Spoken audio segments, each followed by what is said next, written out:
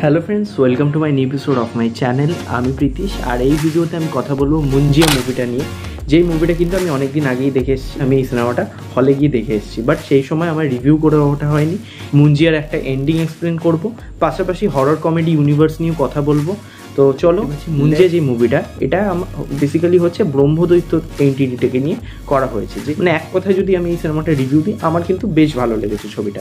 Yes, এই সিনেমাটা কিন্তু বেশ ভালো, কমেডি রয়েছে, খুব ভালোভাবে ওয়ার্ক করেছে। এটার এন্টারটেইনিং সিনেমাটা হিসেবে খুব ভালো। হরর জিনিসটা একটু কম পেয়েছি, হরর ফিলিংটা একটু কম লেগেছে, বাট ওভারঅল কনসেপ্টটা খুব নতুনত্ব, আউট অফ দ্য বক্স একটা কনসেপ্ট কিন্তু হিন্দি থেকে আমরা দেখতে পেয়েছি। বলিউডে যেরকম একটা ব্রহ্মদৈত্যকে নিয়ে কনসেপ্ট বানানো হয়েছে, সেটা খেতে খুব নতুনত্ব লেগেছে। এবার সবচেয়ে যেটা অবাক করার মতন সেটা হচ্ছে এখানে কোনো বড় কাস্ট নেই, ঠিক আছে? একদম মানে কেউ চেনেই না এরকম অ্যাক্টর অ্যাক্ট্রেস রয়েছে।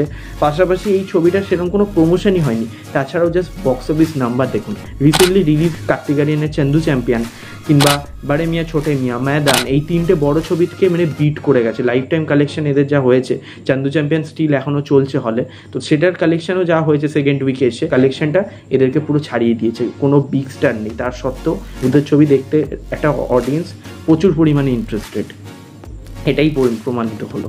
তো যাই হোক, এবার যদি এন্ডিং এক্সপ্লেন আসি, তো এন্ডিং এক্সপ্লেনেশন আসার আগে আপনাকে বুঝতে হবে এই সিনেমাটা একটা ইউনিভার্সের পার্ট।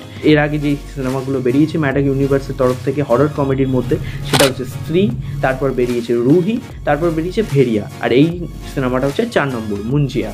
তো এই প্লট লেভেলে এই গল্পটার সঙ্গে যে কোনো মানে সিকোয়েন্সের সাথে মিল রয়েছে বা কোনো ক্যারেক্টারের সাথে আগের পার্টেরগুলোর মিল রয়েছে এরকম কিন্তু নয়। এই গল্পটা একদম স্ট্যান্ডার্লোন একটা গল্প, কিন্তু পোস্ট ক্রেডিট সিন একটা রয়েছে। আচ্ছা, পোস্ট ক্রেডিট সিনের আগে আসার আগে আমি একটা সিনের কথা পার্টিকুলারলি বলবো। আমি কিন্তু এখানে স্পয়লার দেবো, তো আপনাদের রিস্কে আপনি এই ভিডিওটা দেখুন। যারা মুঞ্জিয়া সিনেমাটা দেখেছেন তারাই এই ভিডিওটা কন্টিনিউ করুন। আর যে লাস্টে আমরা দেখতে পাই যে বিট্টু, যে এখানে মেন প্রোটাগনিস্ট যে ছেলেটা রয়েছে, তাকে অ্যাকচুয়ালি তো মুঞ্জিয়া মানে তাকে পুরো বসে রেখেছিল। মানে মুঞ্জিয়ার কথা সে উঠছিল বসছিল, প্রথমে মুন্নিকে চাইছিল, তারপর মুন্নি যেহেতু বয়স্ক হয়ে গেছে, তাই জন্য সে চাইছে বেলাকে তার বন্ধ করতো, সেটাতেও সে রাজি হয়ে গেছিলো। কিন্তু আমরা লাস্টে দেখতে পাই যে মুঞ্জিয়াকে সে একটা বট গাছের মধ্যেই, যে একটা সাইন ছিল না ক্রস করার মতন সাইন, সেই সাইনটা করে দিতে বট গাছের মধ্যেই সে পুরো একেবারে বন্দি হয়ে গেল। আর তা বলে কি মুঞ্জিয়ার এন্ট্রিটা পুরোপুরি কি একদম মানে চলে গেছে? তা কিন্তু নয়, সেটা কিন্তু এখনও শেষ হয়নি। সে কিন্তু ওই গাছের মধ্যেই স্থায়ীভাবে ছিল। এমনকি তার ভিশন, মানে বিট্টুর ভিশনের মধ্যেই দেখা দিত মুঞ্জিয়া। ওই একটা সিন আছে যেখানে বিট্টুকে বলছে, আবার তার নাম ধরে ডাকছে বিট্টু, তখন বিট্টু কিন্তু ভয় পায়নি, বিট্টু একটা ছড়ি বার করছে, অর্থাৎ বিট্টুর মনে সাহস চলে এসছে মুঞ্জিয়ার সাথে লড়ার। তাই জন্য কিন্তু মুঞ্জিয়া তাকে কোনোভাবে এফেক্ট করতে পারছে না। এবার তাহলে মুঞ্জিয়ার কী হলো? এবার আসি পোস্ট ক্রেডিট সিন, অর্থাৎ একটা গান আছে কি যেন,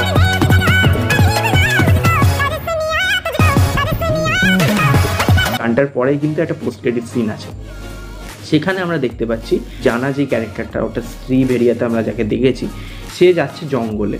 আর আমরা জানি ভেরিয়া সিনেমাতে আমরা দেখেছি যে বরুণ ধাওয়ান ভেরিয়াতে ট্রান্সফর্ম হয়, তারপর সে জঙ্গলে মানে ঘুরে বেড়ায় এবং ভোরবেলা সে ফিরে আসে এবং তখন সে কিছু পরে থাকে না, ঠিক আছে? মানে একদম যেরকম ভেরিয়া থাকলে মানে একটা শুধু চাড্ডি বা একটা কিছুই পরে না, তো সেইরকম অবস্থায় বরুণ ধাওয়ান এই পোস্ট ক্রেডিট সিনেই ছিল। এবং জানা যায় জানাটাকে গিয়ে একটা আন্ডারওয়ার্ড দেয়, এবং এই আন্ডারওয়ার্ডটা পড়তে গিয়ে সে লক্ষ্য করে সেখানে মুন্নি লেখা। এবার তখন আমরা দেখতে পাই মুঞ্জিয়া যে সে এখনও কিন্তু ওখানে এক্সিস্ট করছে। এবার কেন করছে?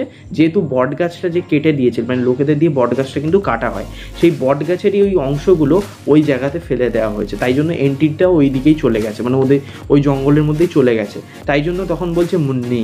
তো এরকম একটা ডায়লগ দিয়ে সিনেমাটা শেষ হয়, ঠিক আছে? তো এটার সাথে কী একটা কানেকশন হতে পারে যে আমরা মানে এক্সপেক্ট করতে পারি, যে আমি কী প্রেডিকশন করছি। তো আমি ফার্স্ট যে প্রেডিকশন যেটা করব সেটা হচ্ছে স্ত্রীতে যে শ্রদ্ধা কাপুরের যে ক্যারেক্টারটা ছিল, সে হয়তো কোনো জায়গায় গিয়ে তার নাম হয়তো মুন্নি, সে হয়তো মুন্নি হতে পারে। তাই জন্য এই ক্যারেক্টারটাকে আবার মানে আমাদের অডিয়েন্সকে আবার মনে করিয়ে দিল হলো মুন্নি লাস্টেও যেহেতু বললো, এবং স্ত্রী তো যেহেতু খুব সামনে রিলিজ রয়েছে, আগস্টে রিলিজ হয়েছে, তাই জন্য হয়তো আমাদেরকে একটা মানে বলে না, এটা রিকল ভ্যালু একটা দিয়ে দিল, এরকম হতে পারে। সেকেন্ড আমি যে প্রেডিক্ট করছি সেটা হচ্ছে যে যেহেতু যেহেতু আমরা ভেরিয়া সিনেমাতে দেখেছি যে সে নেচারকে পছন্দ করে, ঠিক আছে, এই জিনিসটা কিন্তু আমরা ভেরিয়া সিনেমাতে দেখতে পেয়েছি। তাই জন্য আমার মনে হয় ভেরিয়া যেহেতু মানে গাছটাকে কেটে দিয়েছে, বট গাছটাকে কেটে দিয়েছে, এবং সেই বট গাছেরটা কাটাটাও সে তো একটা নেচারকে ধ্বংস করা, একটা গাছ কাটা মানেও একটা নেচারকে ধ্বংস করা। তাই জন্যই হয়তো ভেরিয়া তার দলে চলে আসবে, মুঞ্জিয়া আর ভেরিয়া হয়তো এক হয়ে যাবে। কিন্তু যে ব্যাপারটা হচ্ছে, মুঞ্জিয়া কিন্তু ভালো এন্টিটি না, ভেরিয়ার যে এন্টিটি সে কিন্তু ভালো চায়, নেচারকে ভালোবাসে, বা স্ত্রীর এন্টিটিটাও কিন্তু ভালো চায়। স্ত্রী কিন্তু স্ত্রীর সঙ্গে খারাপ কিছু হয়েছিল বলেই সে ছেলেদের প্রতি একটা রাগ মানে দেখায়। বাট মুঞ্জিয়া কিন্তু ভালো এন্টিটি নয়।